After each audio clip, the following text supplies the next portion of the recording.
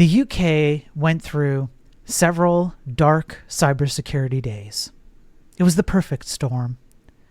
One could not step out of their house without being bombarded by a slew of cybersecurity issues. We covered but a small drop in the bucket. There were 3, perhaps 4 if memory serves me correct, cybersecurity hacks that were exploited on retail stores alone. We're not even talking about, major companies with super intimate details about stuff.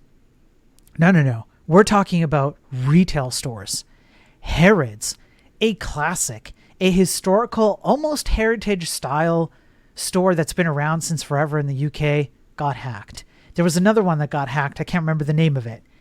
All within days, and I mean less than 5 days. I believe it was one day after another. They all got hit like dominoes.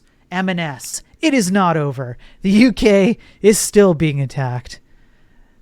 Hang on,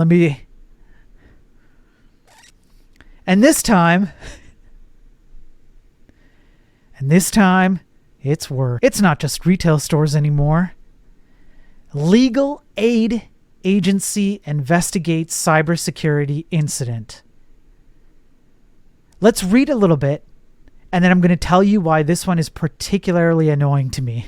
As in, I get frustrated reading these articles because I hate seeing this stuff. The Legal Aid Agency, LAA, an executive agency of the UK's Ministry of Justice that oversees billions in legal funding, warned law firms of a security incident and said the attackers might have accessed financial information.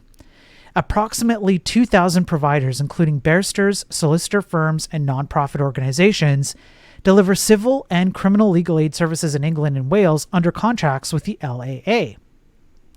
The agency employs around 1,250 staff and runs the country's public defender service. In a letter sent to law firms, the agency said it cannot confirm if any data was accessed. It acknowledged the risk and said that some data might have been compromised.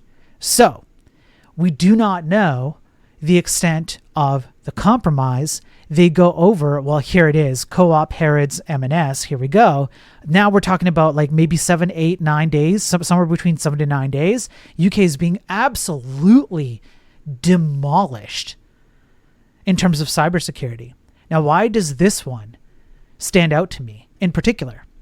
Imagine that you're someone who is accused of let's say a misdemeanor or some small crime, or maybe even a relatively serious crime, but you are poor.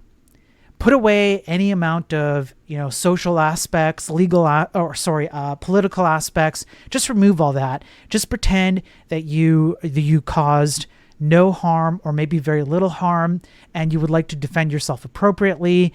Maybe, I don't know, you were misadvertently targeted. I don't know, like take your pick of all kinds of things. However, even if you are a really, really bad person and you just did something bad, legal aid is supposed to be there to provide services for people who cannot afford legal services for themselves. So you'll see this on Western TV shows all the time, where somebody can't afford a high-powered lawyer, and so they have to have like the local defender's office come in, and you just get like some Joe Blow lawyer from whoever, wherever, and they come and defend you. Somehow that has to get funded. These guys help with that. Not in all cases. Obviously, they help with other more high-profile stuff, but this absolutely goes towards that. When people and they're kind of, I don't know, the things that you would expect the services that you would expect people to have, including yourself, as just a common service as part of like governmental aid or legal aid or whatever it is, when these things get attacked and we don't know what the heck happened and how it happened and what information was taken, yeah, this bothers me a bit. Unfortunately, there are all kinds of reasons why this happens. You can make all kinds of claims about like they don't get enough funding anyways, yada, yada, yada. Doesn't matter. It's not the point of my argument. The point of my argument is we really need to be taking this stuff more seriously, okay? Because real people's lives are affected by this stuff. Like it or not, The littlest thing you do, a little configuration on a server, a little configuration on a website you operate, has an impact on actual people's actual lives, not their digital lives, not their user experience, not whether they felt good clicking buttons on the website. No, it actually has an impact on their real lives. Okay. I've said this before so many times. I will keep saying it until morale improves.